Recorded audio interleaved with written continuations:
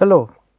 So, after having discussed the basics of uh, floating point arithmetic, the nuances of doing scientific computation on digital computers, and also covering a little bit of elementary background on linear algebra for vector spaces and function, extension of vector spaces to infinite dimension will lead to function spaces, and the how do we compare vectors and functions using the theory of norms, etc. So, those are the basic building blocks on which we will now begin to build our development of finite element method, formulation of finite element method, which is a very powerful technique for solution of differential equations. A very popular book by Robert D. Cook, he mentions about finite element method in his introductory chapter, that finite element method is a powerful tool, very powerful tool, which can make a good engineer better, but a bad engineer dangerous. And the problem, this particular second part of the sentence qualifying, it can make a bad engineer dangerous, is very important to note, and that is why it is important to understand how can things go wrong. After all, it is a numerical method, it is an approximate solution. So, it is important for us to figure out the quality of approximation when we are developing the solution, and also try to find out ways to judge which constitutes a better approximation or how to build a better approximation. So, that our purpose of coming up with good engineering designs and products are adequately met. So, to start with, the problem of the process of mathematical modeling is the first step of any engineering analysis, and for any engineering analysis we need to any kind of engineering requires a very careful study of the influencing environment, the system per se that we are looking to design, and what are the operating conditions of the system, what are the operating parameters of the system, and so on.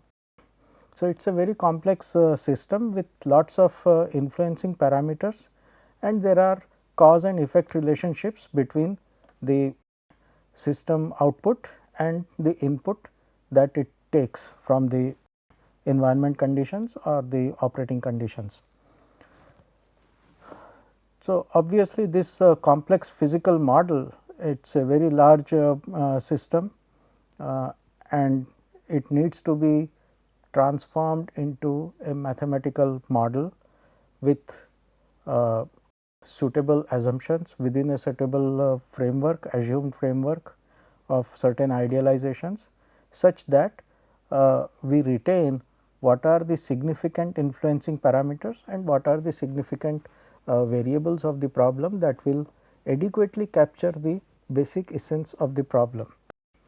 We never try to model everything in absolute detail. Very common maxim that is often quoted and often attributed to Einstein is I am not very sure about the authenticity. A model should be as simple as possible, but no simpler. So, we need to have all the influencing parameters, all the significant parameters that are that have considerable influence on the operating conditions and the output of the system, and construct as simple model as possible using all these influencing parameters. So, the basic idea, the first step towards engineering analysis is to convert a large, complex and causal system in the physical world. 2. A set of tractable mathematical models for a rational analysis. Mathematical models are amenable to our basic tools of mathematics and of course, amenable to treatment via digital computers, and it allows that mathematical model allows itself to be studied under the influence of various operating conditions, which may not be possible to do in case of physical world. I mean, a physical experiment is very difficult to perform, it is time taking, it is very expensive, and sometimes it may not be possible. A large scale system, for example, a complete aircraft, it is impossible to test a complete aircraft prototype in a laboratory, but if we develop a mathematical model, then it is possible to see what are the influencing parameters, how the complete system interacts with the environment that it has to operate on, and appropriately take learn, draw inferences, learn from the results how the system behaves, and then take appropriate call on modification of design if required. So, the essential ingredient of this development of mathematical model is a differential equation. Differential equations, they offer a convenient and powerful set of tools for modeling causal relationship. If something is known to be dependent on certain things, certain variables, so we have a system of dependent variable and independent variable, and we study and establish the rate of changes, and that effectively gives us the basic differential equation of the phenomena. As an example, let us look at the very simple, simplest possible problem in mechanics, that is the axial deformations of a bar, as we see in this figure. So, this can represent several things. It is a simple bar element or truss element or member of the truss that you see. For example, you might have traveled through several rail bridges. So, each element, each member of that bridge is modeled as a truss element, and that is a bar under axial deformation. Another situation is particularly this particular example that refers to end bearing piles. So, the problem of driving a pile through the pile foundation. So, all of them are essentially problems of single element, single prismatic element, prismatic member, which is under the influence of axial loads. So, this is a very simple system, and on the right hand side you see a differential element and free body diagram of a differential element of this particular system, and all the forces are marked on this free body diagram. So, if we consider the equilibrium of all these forces, so axial thrust is the resultant stress resultant for axial deformation, and as you can see, axial thrust is essentially force multiplied by direct stress that is in the body, and across the section there is of course going to be change in the axial thrust because of change in surface traction that you see, that is Q here. So, this Q, this is the surface traction that in case of pile driving problem, that refers to the skin friction. So, that is what gives the resistance for the pile. So, a significant part of resistance offered by pile, support that foundation, pile foundation offers, comes from the resistance or this skin friction that is that occurs between the surrounding soil and the pile surface. So, because of this skin friction, there will be a difference in the axial thrust, and of course, if the deformations are time variant, then we need to look at the basic mechanics, Newtonian mechanics, second law of Newton, Newton's laws of motion, the law of momentum. All forces in the body, they are equal to rate of change of momentum of the body.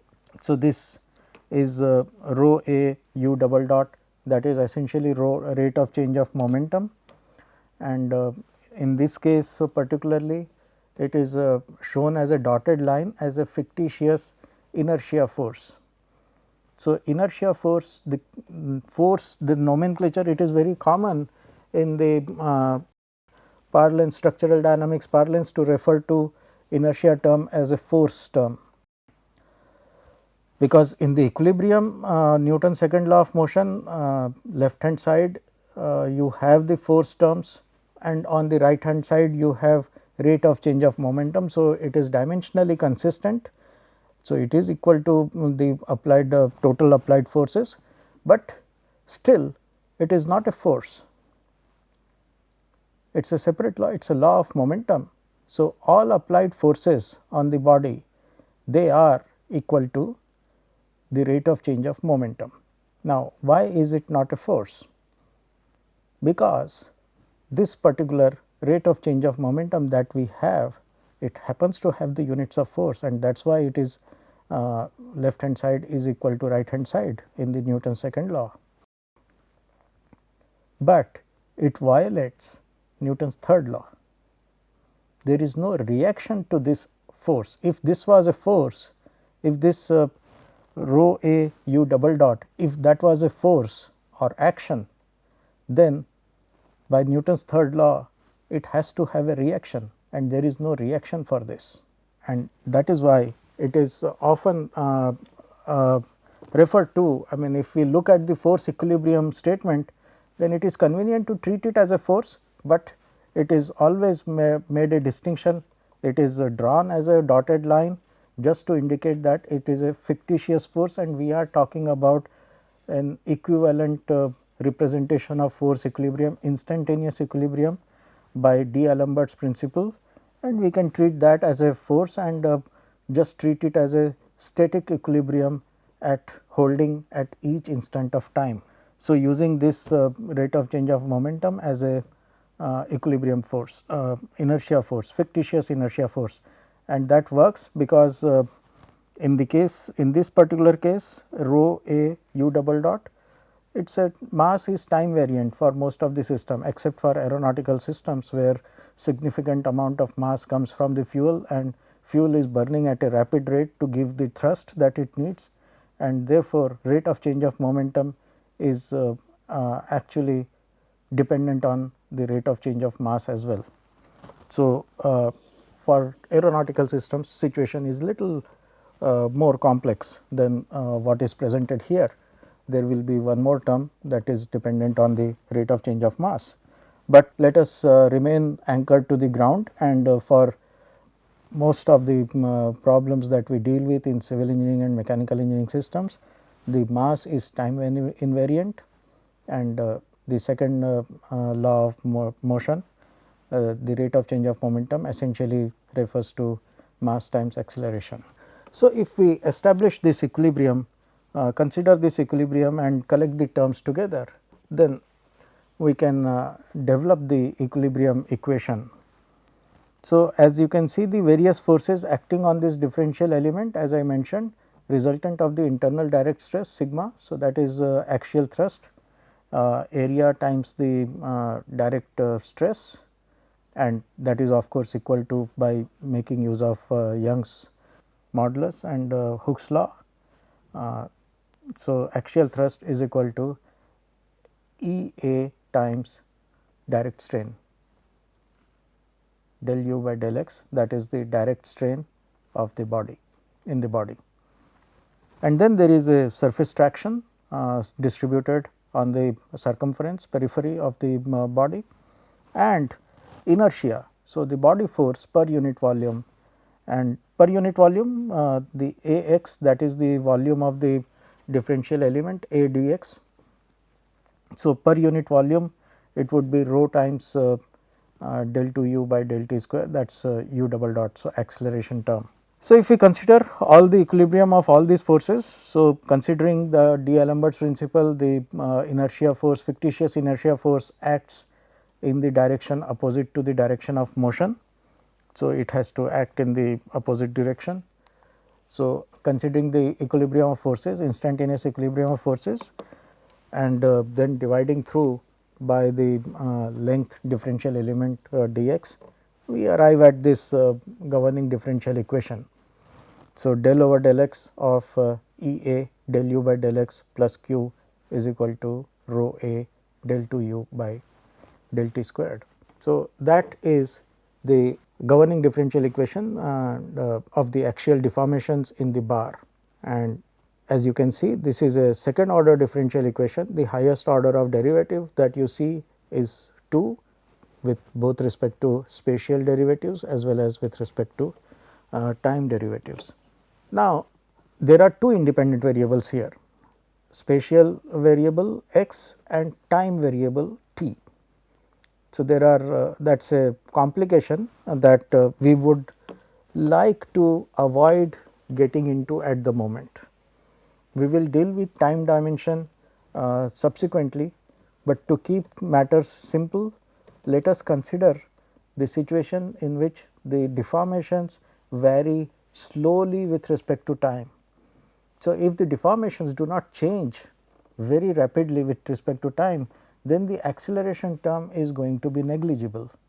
So, del 2 u by del t square, it is going to be a very small quantity, and therefore, we can ignore that term, and we are left with an ordinary differential equation. So, the governing differential equation now reduces to an ordinary differential equation, because there is only one independent variable now. So, d over dx of E A du by dx is equal to 0 in omega. Now, that is an interesting addition to the whole thing. See, the problem is this differential equation that we define, obviously we need to define in this infinite space where does this apply, or what is the system, what is the extent of the system that is described by this differential equation. So, that is called a domain of the problem. So, in this particular case, the domain of the problem is the length of the bar starting from x is equal to 0 to x is equal to L. So, that is the extent of the problem, range of the problem, or domain of the problem. So, that is the domain over which differential equation, this particular differential equation holds. So, every differential equation that we develop has to have a particular domain over which it is what is the range of applicability of that differential equation, and that has to be specified along with the differential equation. A differential equation has no meaning unless we specify what is the domain of its application. Now, this is, as I said, it is a second order differential equation, and obviously it will have two constants of integration. So, that is general solution. The general solution of this second order differential equation will have two constants of integration, and obviously we will need two boundary conditions, two additional conditions to determine specific solution. What is the specific solution to the problem? What do I mean by specific solution? For example, let me go back to the equation. Solution will be different if I removed this I have this fixed boundary here. If this fixed boundary was removed and made a free boundary, that is a different problem than what is presented here. Secondly, if I remove this force here and then apply if I remove a force here, leave it as it is, that is a different problem. If I apply a constraint here, put some value, either restrain it from displacement or make it some other value non-zero, so prescribe some deformation at that point, that becomes another problem. So, while general solution as a differential equation I can have a general solution, but for each of the specific problems that can arise because of the peculiarities of the situation, there has to be there will be specific solution for each of these peculiarities. Now, those specific solutions are captured by appropriate evaluation of the unknown coefficients of or unknown constants of integration. So, two constants of integration, and those constants of integration will be evaluated by suitable boundary conditions, that are prescribed. So, they define the specific problem. Governing differential equation is generic, but the boundary conditions, they specify, they define the specific problem that we need to solve. So, in our bar problem that we have, the boundary conditions that we have specified are u at x is equal to 0, that is at x is equal to the origin of the problem. So, this is x axis is measured from here. So, at this particular point the deformation is held 0, is constrained to be 0. So, that is the one boundary condition. So, in our bar problem, the boundary conditions are u at x is equal to 0, u is the basic unknown of the problem, the deformation, axial deformation of the bar. So, axial deformation of the bar at x is equal to 0 is 0, and the axial thrust. So, A e du by dx, that is the axial thrust. So, axial thrust at the end, the free end at x equal to L is should be equal to q, just to ensure equilibrium condition, otherwise the system will not be in equilibrium. So, at this particular point, so whatever is the axial thrust here, that should be equal to q. So, that is the basic two boundary conditions, and that will define set of the basic set of two boundary conditions that will define the specific solution to this problem. So, a general solution to the second order differential equation will be defined, will be catered, will be made specific to this particular problem by evaluating the unknown coefficients of the problem, constants of integration, which will suit the governing this particular two boundary conditions. So, that is the in our boundary condition, these are the two boundary problems, and in general. So, what we discussed was with specific reference to a bar problem, second order differential equation. Similarly, we can develop similar formulation for any problem, and in general it will be associated with some differential operator, let us say L. So, this is differential operator. In this particular case, our differential operator was second order differential operator. So, d over du dx multiplied by E a, again d over dx, and that is the differential operator that we have, right. So, this particular item except u, this is all what we have as the differential operator L in this case, and p can be anything. It is a function of independent variable, it is a suitable function, it can be a known function, it can be a constant or 0th order function. So, it is that is how it is the problem is defined, and that is equal to 0 in omega. So, again omega. So, the domain of application is defined. So, this differential equation Lu plus p is equal to 0 in omega is the governing equation of any problem. It can come from anywhere, it can come from mechanics, it can come from fluid mechanics, structural mechanics, fluid mechanics, heat conduction, electromagnetics, anything. So, any differential equation, and then obviously as we discussed general solution, differential equation will have a general solution, but the solution specific to the problem at hand will be defined by the boundary conditions. So, associated boundary conditions are mu plus r is equal to 0 on gamma. So, we have this situation, domain is defined by omega. Now, the domain is enclosed by boundaries. So, gamma is the boundary. So, gamma denotes, I mean it is a symbolic representation. So, in case of bar problem, gamma constitutes 2 points, 2 endpoints, x is equal to 0 and x is equal to L. In between x is equal to 0 and L, we have the domain of the problem. So, that is one dimensional problem. In case of 2 dimensions, we will have a curve, gamma will be a curve which will enclose the area, and the domain becomes the area between these bounding curve. In 3 dimensions, we have a surface, boundary is a surface, and the volume enclosed by that surface becomes the domain of the problem.